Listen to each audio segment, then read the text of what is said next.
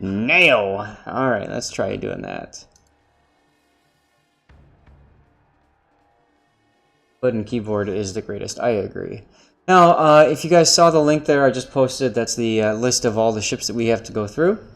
And we have just a couple of priority ships, just like last week. We've got our Hindenburg, and we've got our Gneisenau.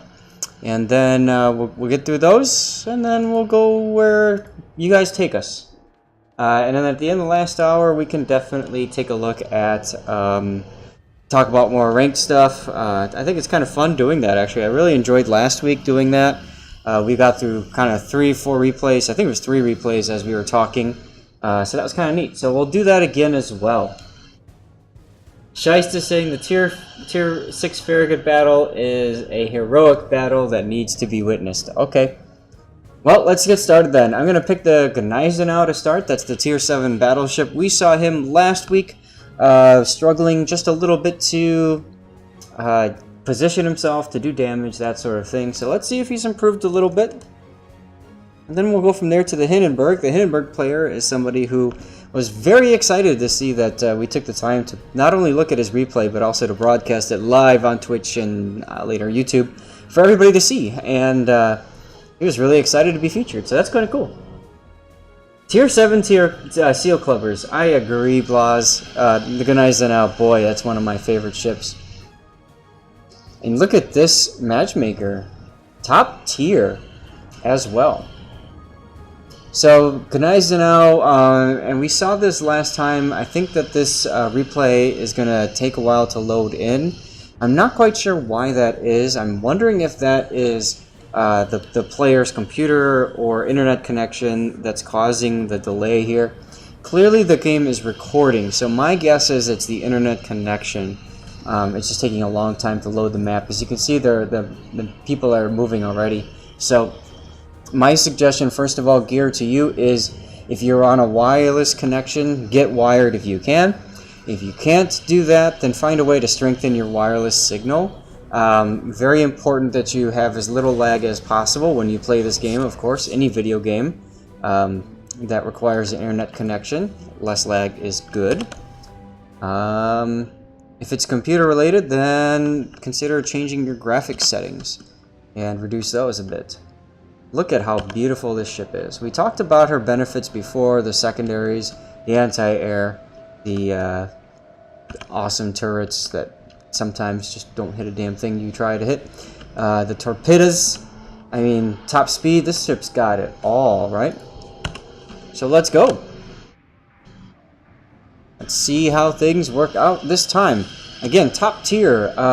Now, against Tree Diagram and Gun and Dark in a division, Tree a member of Kraken, so you know he's good, but he's in a Duke of Yuck, so we'll have to see what happens with him. Gun and Dark and the King George V can be a serious problem for our player here because, well, HE spam is a thing. We've got enemy Gneisenau, that could be an issue. New Mexico and Britannic could be issues if our player shows a lot of broadside. Pensacola, Miyoko, Cleveland, Omaha, Kirov, that's your food, right? That's what you shoot and kill. Akatsuki and Mutsuki is what you avoid like the plague. Oh, overlay. Oops. Lol. My apologies. I'm getting back into the swing of things. Oh well. Here we go. Now, our player is, well, moving on towards A, which is quite common on this this map, I should say, in this configuration. I would say that I'd like to see him maybe going C instead, if he feels more comfortable with the ship. Right now, I don't know. I hope you play you're better than I do mine, Crest. Well, that's not a good, not a good start there, as the Kamikaze is taking some hits early. And the Mahan also took some hits over at Charlie. This is a problem with this map, is the battleships spawn in the middle, and they do... the problem is by the time they get to A or C, the destroyers have already gotten all the way to A or C. They've overextended, and then they complain and cry that they had no support. So if you're a destroyer player on this map specifically and you want battleships to back you up, slow down. Alright, let's take a look. Seabear just sent me a replay from Ranked. Cool. For ranked chat stuff. So we can make that happen. Omaha over there is AFK. Colorado is moving seats. Everybody's leaving C alone. This is a challenge. You've lost your kamikaze, so you've got nothing at A, yet the entire team is going to A. The Mayhem is by himself at C, and nobody is... There he goes. So this is one of those typical situations where neither destroyer is really communicating, being supported, taking their time, and as a result, they get focused down. Hello, Ducky Shot. Now, you're targeting the Gneisenau right now. That's fair, although I'd be looking for that Pensacola or the Miyoko. One of the two would work really well. Okay, we are looking at your view.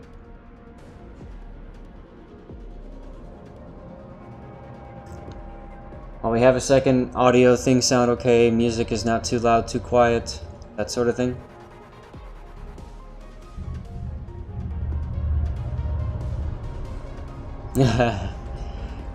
Making fun of Sea Bear for no clan. I love it. Maybe there's a spot open in Rust. Hint, hint, hint, hint. Alright, so we've got the Duke of Yuck over here between A and B. That's a really strong position. Makes it difficult to push into B cap. Gun and Dark you would expect then in the King George V to be somewhere around as well. Because typically we see division mates that go together. Kind of like deer. Okay, first salvo out on the Gneisenau. He is broadside, which is good. He is turning away, though, so I would personally aim a little higher up. Because as he's turning out now... Nope, still decent hit, 5 grand.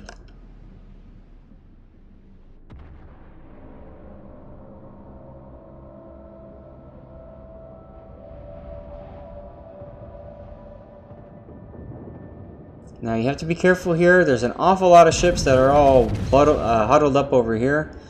Boy, when I saw C go down, man. I mean, again, if you're confident and strong with your ship, put yourself right over here. What is that? C7, and just wail on these guys as they come out in the channel, like this Omaha. Anyway.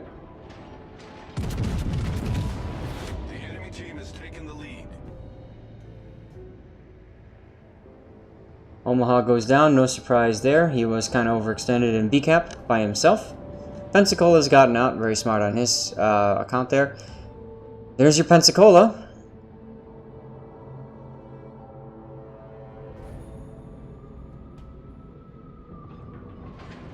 Okay, you gotta aim high. He is turning away. Those will not hit. He's sailing away from you. You have to aim high to lead the target.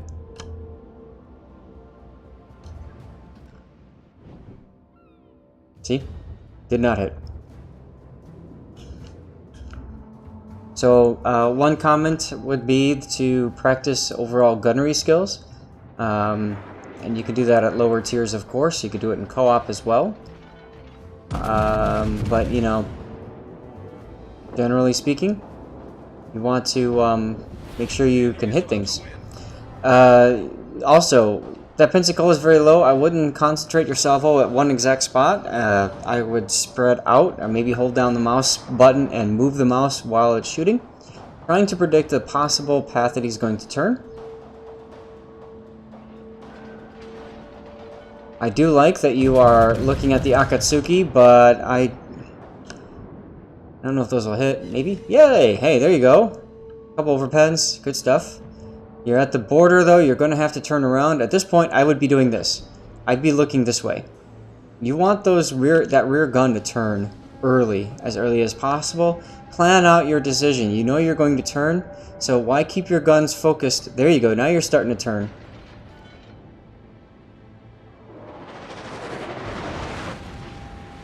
Oh, bro, Fisticus, this ship is wonderful. I don't know what you're thinking. Personally, this ship punishes you if you sit back, and it really rewards you if you go forward. Okay, he's gonna hit. You gotta aim like right about here, up here, up here. No, those aren't gonna hit, man. Look at how he's moving. See? Yeah, you needed to aim a little bit farther up there. You have to expect him, as soon as he hits that edge, he's going to bounce off of it and start kind of sliding along the edge there. Also, you're at 10 kilometers out, so you should be thinking about torpedoes.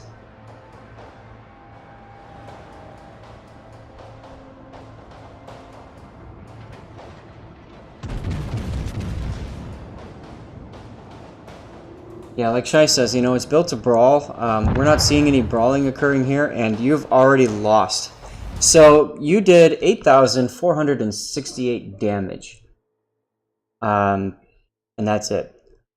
So now it's not all your fault. Your team clearly struggled there. And, you know, that's unfortunate. I see you're also using standard consumables and not premium. That doesn't help you either. I would definitely spring for premium repair party, premium damage control party. Get into the battle. You were way too far in the back. You were afraid to commit. And because of that, the enemy team simply ignored you and focused on the other ships. And then, look, you died, or you lost. So, like Shais is saying, German battleships are definitely meant to push. You know, Shais would probably tell you to grow some balls or something like that. And to be honest, I would agree. This ship is an aggression ship. In other words, you need to be aggressive in it. You have to get in their face. You have to get farther into their face. And then when you're as close as possible, you send your torps, you torp them in the face, and then they die. And then you move on to the next target, and rinse and repeat. Now, you're probably going to die in the process. But that's okay if you take down a cruiser with you, a battleship with you, a destroyer with you, or all of the above. That's going to help your team out much better than what you did there. So, general suggestion for you. Also, Shiesta suggesting use terrain, use islands to help mask your approach, etc., etc., which you kind of did on this map. But again, it's such a long map; it forces you to go on the outsides. What I would have liked to see, and I think, yeah, you guys can still see a little. You can still see the mini map there. The game crashed, so that's why it's looking like this. But I would like to see you, instead of turning all the way to the border on the D line, I would like to have seen you push into the E and F line. If you could get to that island at F2, I mean, you could have really wrecked face. But you didn't. And instead, I mean, you tanked 69,000 damage, you spotted 10,000, and you only had 7 hits. So I'm sure this is very frustrating for you. A suggestion, take this ship into co-op. Take it into co-op for a couple reasons. One, you're going to win more often, which makes you feel better. Two, bots are a little bit more predictable in terms of behaviors. Learn to aim with these guns, then go back into randoms. I would say play this ship in co-op until you end up top team in, say, out of, like 3 out of 5 battles, you end up MVP number 1 on your team. Okay? Just a suggestion for you.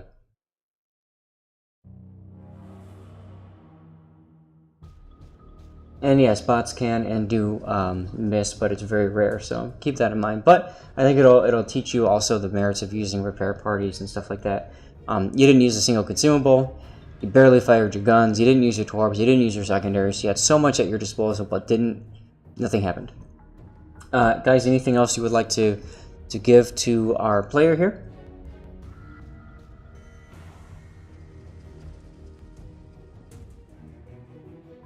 So far, I'm not seeing anything else in chat. I'm going to go ahead and kill the game. Get in the process of starting the game up again with the next replay.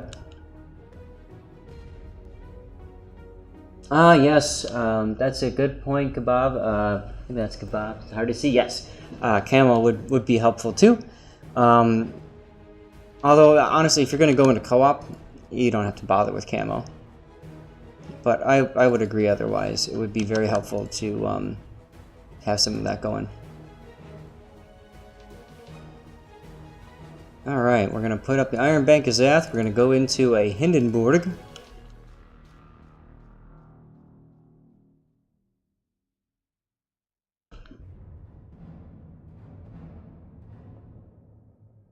Another thing you could do with the Gneisenau is when when operations start rolling around to the tier 7 one, Ultimate Frontier, take her into the Ultimate Frontier. She's a lot of fun in that game mode. You're only up against, for the most part, tier 7 and below enemy ships, most of which are 5 and 6, a couple even 4s. And that's kind of like your playground. I mean, you can do a lot of things with that. Alright, we're going to load up the next replay here. This is Hindenburg. This is another player that sent me stuff here, Mr. Okoda. He was concerned about AP and HE usage. He didn't understand why he was getting so much better damage while spamming HE instead of using AP. And I kind of covered that in a conversation with him, but for everybody else,